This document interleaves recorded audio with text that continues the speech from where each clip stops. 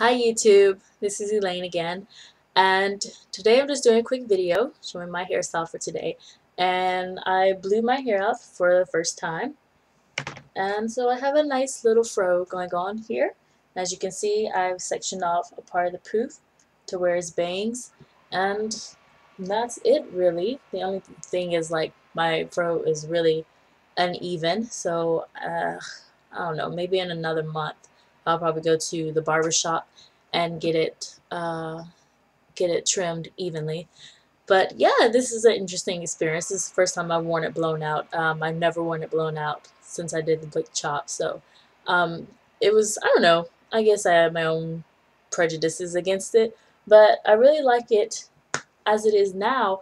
And for those who don't know, it's been 7 months. I cut my hair in August. I think 7 months. Yeah.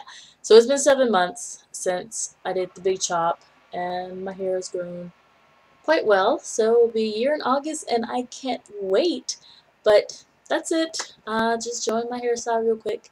And now I am going to go head off walking to school for exercise. So I hope you guys have a blessed day or night or evening whenever you see this. And that's it for now. Bye.